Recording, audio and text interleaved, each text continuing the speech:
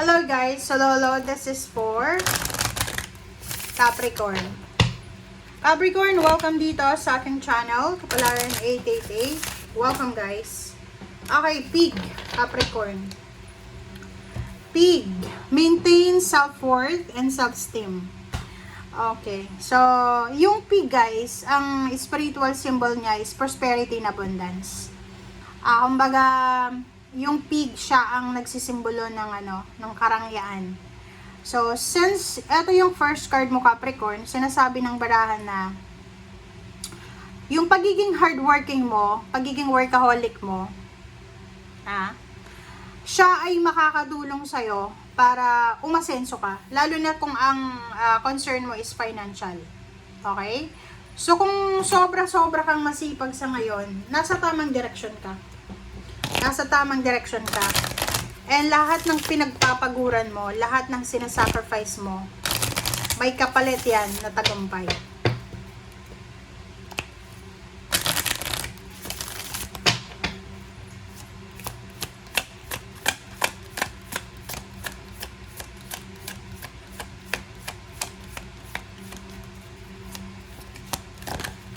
Okay. Opal.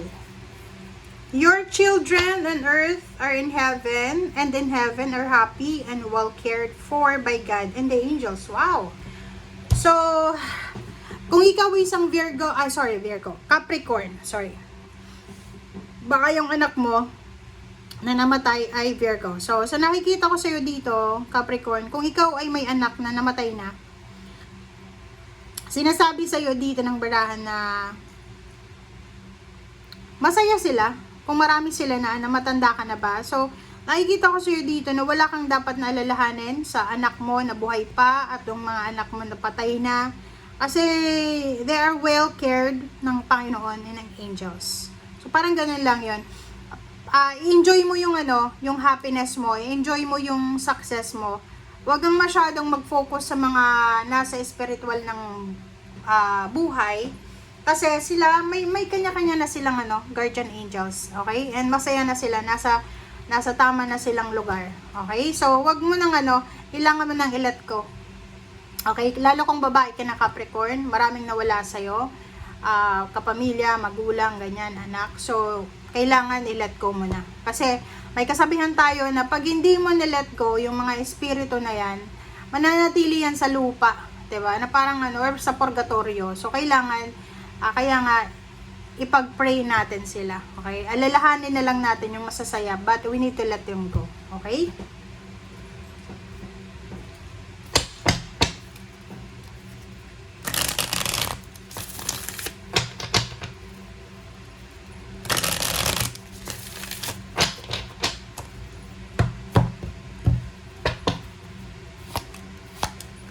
Okay, so Strength card and Knight of Swords. So, yung two cards na to, sinasabi ng baraha sa'yo na isang balita ang posibleng darating sa'yo Capricorn na pwedeng magdala sa'yo ng kalakasan, confidence, parang ganon.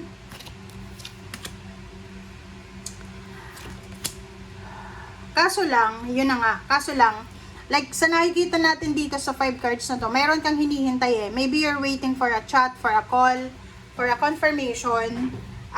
The problem is, yun, medyo, ka na naman irritable ka na naman, galit ka na naman, kasi ang tagal-tagal. So, kumbaga, kung ano man tong hinihintay mo Capricorn, tapos natatagalan ka na, kailangan, may pasensya ka. Kailangan may pasensya ka, kasi unang-una, pag naging Capricorn na naman yung approach mo dito, yung sasabotahihin mo na naman, ang mangyayari dyan, wala. Yung hinihintay mo ay posibleng mawala na parang bula. So, kailangan proteksyonan mo kung ano yung meron ka sa ngayon. Kung nag-aantay ka, kailangan magantay tayo. Okay? Huwag tayong magmamadali. Sabi sa'yo diba? Kasi magsisisi ka niyan sa bandang huli. Kasi, posibleng pagsisihan mo yung mga mabilisan mo na naman na action. So, sinasabi ng baraha sa'yo dito, na as much as possible, maging mapasensya tayo. Maging mapasensya, huwag magmamadali. Parang ganun. So, yun yung nakikita ko sa'yo. Lalo kung bata ka pa.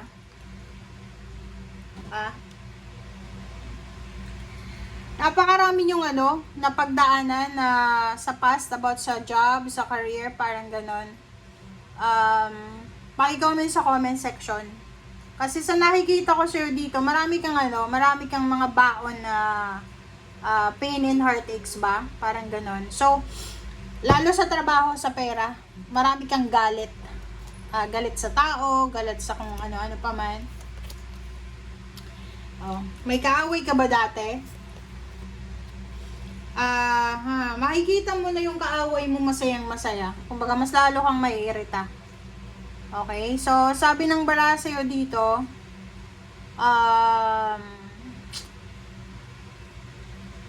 kailangan daw, kung may mga kaaway kayo or whatsoever, kailangan iwasan yung mag-stalk sa kanila, lalo sa mga social media, magtanong ng mga whereabouts nila kasi masasaktan ka lang. Okay? Like, kalimbawa, iniisip mo na yung kaaway mo, kinakarma na, hindi mo alam, may mga celebration pala sila. Masayang masaya sila yan. Tingnan mo. Grabe.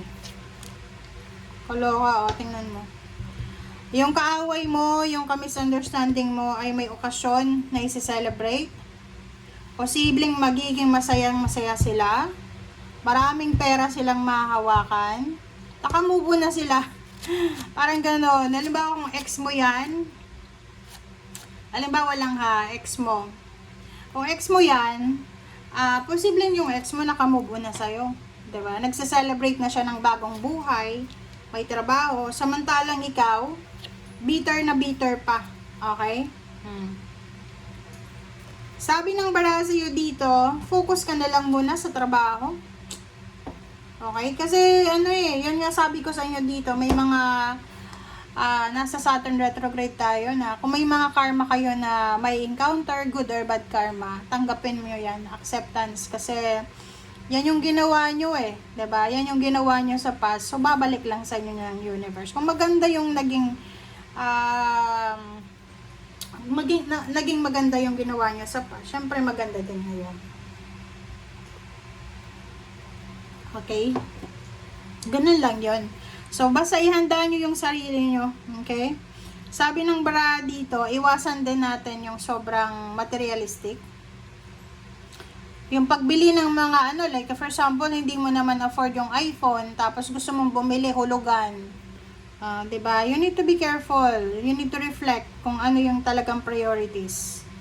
10 of Wands injustice. Sabi ng bara sa'yo, lahat daw ng mga sacrifices mo, pagpupuyat, pagpapagod, meron yun nakapalit na hostisya. So, hindi naman masasayang lahat ng hard work mo. Pero, kung anong ginawa mo sa past, ihanda mo ang sarili mo kasi may ibabalik sa'yo. Okay? Good or bad. Thank you guys. Bye!